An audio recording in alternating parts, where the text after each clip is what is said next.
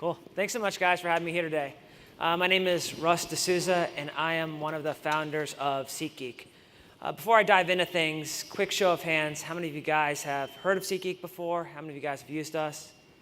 Nice. Our marketing budget's working. Good. So quick history. Started the company about 8 years ago. SeatGeek today has about 250 employees. We have offices in 7 countries around the world. Raised about $170 million, and we want to help redefine how people find and discover tickets. And our big focus, and the thing I'm going to talk about today, is open ticketing. One of the challenges that we had as SeatGeek started to grow is for about 3/4 of our company's history, we had no opportunity to do anything with teams, leagues, or generally rights holders. Our inventory was sourced from the secondary ticket market, from ticket sellers and from ticket brokers, but we were unable to actually work directly with teams and leagues through no fault of ours. We really wanted to, but there was a precedent that existed in the industry that closed the ability for teams and for leagues to be able to distribute their tickets, which is what we wanted to fix. And luckily, we weren't the only people thinking this way. About 20 blocks north of us, in the MLS offices in New York, the MLS had thought about what is the future of fan engagement? How are we going to be able to grow our business? And the MLS, as far as leagues go, is a complete startup. 20 years it's been running, it's growing like crazy, and they've always thought differently.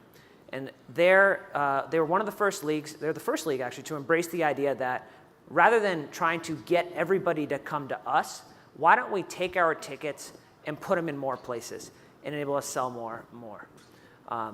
We signed a partnership with Major League Soccer to help bring that dream to life and have already signed deals with a number of teams. One of the things that surprised us is just how fast this vision took hold. This see the SBJ article talking about the partnership with SeatGeek in the MLS in the summer of 2016.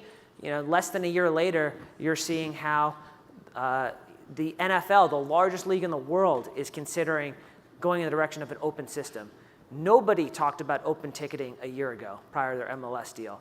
Now it is part of the conversation. Everybody feels like it's going to change and transform their industry. So I want to talk a little bit about what it actually is. And I think it's impossible to talk about open ticketing without first giving a little bit of a context about what is primary ticketing in the first place. So let's say that you wanted to go build a venue in Seattle. One of the first things you'll do is pick a ticketing system. You need somebody to actually manage the inventory. And a ticketing system does basically 2 things today. The first is that it's this back-end system that manages all your inventory. And then it also provides an additional component that is what you guys are probably familiar with for going to a place like Ticketmaster. It's a place that you go to actually buy tickets. And so let's talk about those 2 things separately, because we had 2 key learnings when we looked at the ticketing industry today that we want to open up and change. So the first learning is actually on the back end side of things, where ticketing companies provide this vast range of functions for a team. It's not just a sort of a warehouse for your tickets. It also does things like CRM, access control, analytics. The list goes on and on and on. And we thought, well, that doesn't make a lot of sense. Being in primary ticketing is difficult enough. Why don't we focus on building a system for managing inventory that's the best in the world, and then having open APIs that will allow anyone to innovate on top of it? So we really, really want developers to come and to integrate with us and to extend our system in all these different ways. And so a team would be able to, rather than just buying the SeatGeek platform, they're instead getting SeatGeek backend system and also getting all these other third parties that do what they do better than we ever could. We're never going to build the next Salesforce. Why would we even try to? Instead, hook into these guys and let a team leverage and use that technology. I was backstage meeting with a company called Osmosis, like phenomenal technology that will potentially transform the way that we handle access control and that people can access and transfer tickets. We want to create this ecosystem that allows folks like them to plug into us and, importantly, not pay us any fees. There's this sort of ethos in our industry about trying to charge people to be integrators. It doesn't make any sense. Have open APIs that allow anyone to extend the functionality of the ticketing system. But the part that, frankly, this is exciting for me, but what's really exciting when it comes to leagues and teams is how this applies to the distribution of tickets. So if I owned a warehouse which was creating and manufacturing widgets, and I wanted some system that would manage that inventory, I would not expect that system to tell me, we'll manage your inventory, but we also have to be the only place that you can sell your widgets. I would want to take my widgets and I want to put them on Amazon. I want to put them on Etsy. I want to put them on as many places as possible because more distribution is more sales. But our industry has created this weird system where the back-end sort of management of the inventory is inextricably linked to the place that you go buy tickets.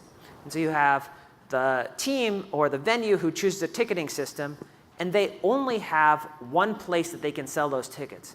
Never mind the fact that there's all these other resale marketplaces who are marketing to consumers, focusing on brand, focusing on how to drive incremental purchases. A rights holder is prohibited because of their restrictive ticketing deal from putting their inventory there at all. And I think that's clearly the thing that when you talk to teams and you talk to leagues, they're just like, I can't believe that. I thought that would be impossible.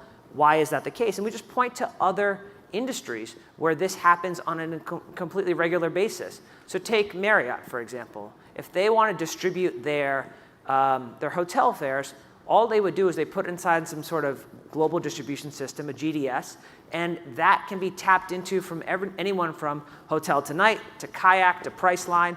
And when somebody books that room, you show up at the hotel and they know who you are because that data flows back. We want to create the exact same thing in ticketing. And it would look something like this, where you've got many, many teams as referenced, exemplified by these gray boxes, and they push their inventory through a SeatGeek open layer that syndicates those tickets wherever. It can be on existing secondary ticket providers. It can be on channels that teams have wanted to sell tickets on before but have never been able to. And it can be on the site or app of two people in a basement who are just trying to tinker around and figure out a better way to sell tickets. It doesn't matter to us. We just want to create the open APIs and allow the retailer and the team to work together to figure out how much inventory that they can move. And importantly, in our system, the same ticket is listed simultaneously on all these different places. So there's no allocation model where you've got to carve out 20 tickets and give them to these different parties. Just list it everywhere. Whoever sells it, sells it. And the user's data will flow back into the system, get captured by the team, and then the team will know who goes inside their venue. And an open system solves some of the most intractable and annoying problems in our industry. So I'll give you an example that kills me, which is that there are consumers who are afraid to buy tickets from a given site because they worry, well, there might be a fraudulent transaction. I might buy a ticket, show up at the gate, and not be able to get in. The reality is that preventing fraud is dead simple. It's an API that would allow the reissue of tickets. So if I sell a ticket on, say, StubHub, then the barcode is reissued, and then the person who got the ticket is able to stroll into the event without any problems at all. There is, unfortunately, when verification is an important marketing leg of a primary ticketing company's marketing message, they're very hesitant to, or they're actually opposed to making it more broadly distributed. They don't want the fact that, to put it succinctly, they want fraud. They want people to have those bad experiences because it helps their larger marketing message of go buy from one verified ticketing site. We think that's silly. We think that if you create friction for consumers at all, then you're hurting the rights holder. You're making it more difficult and more of a challenge for a fan who wants to attend an event. It's another thing in the back of their mind that's keeping them out because they're not sure if this is a verified ticket or not.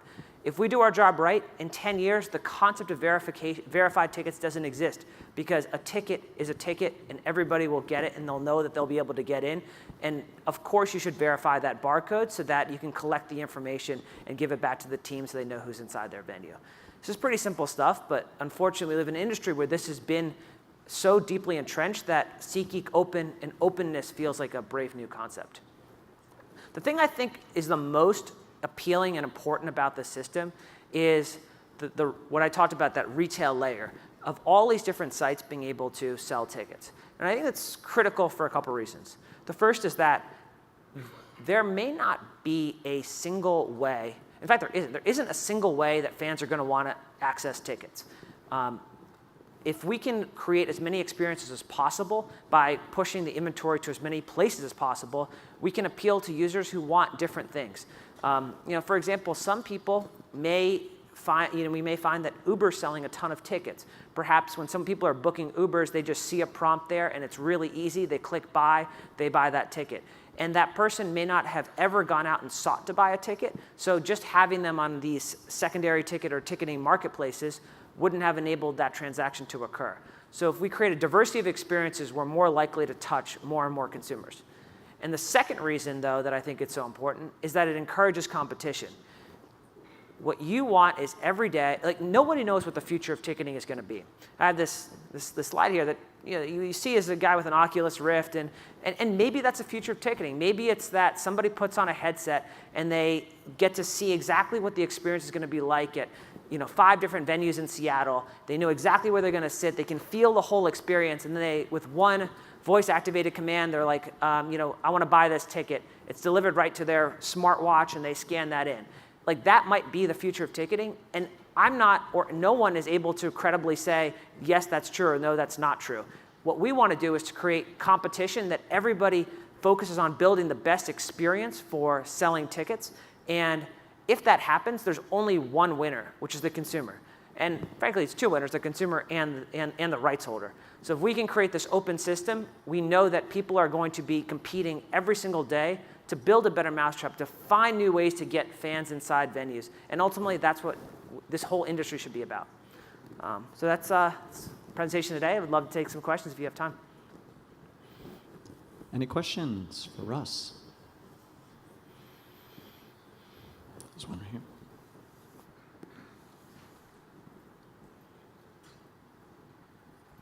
So I guess this is more like a competition type of question, but I usually buy my tickets from like a StubHub or something like that. So curious how you guys differentiate from that, or from more of like the fan perspective. Yeah.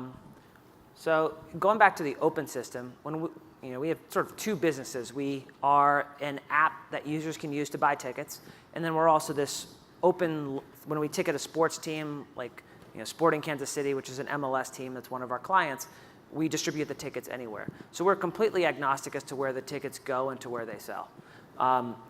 In terms of competition, I think that in an open system, we as being all these different retailers have their unique strengths. We think that our mobile experience is really, really good. We've invested a lot of time in it. StubHub has built a lot of great things too. Like they've got a great brand. They've got, they've done a great job creating legitimacy around an entire industry.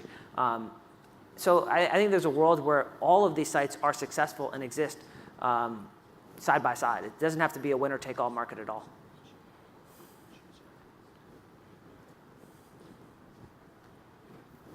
Any other questions? All right, let's hear it for Russ D'Souza. Thank you, Russ, for being here at the GeekWire Sports Tech Summit.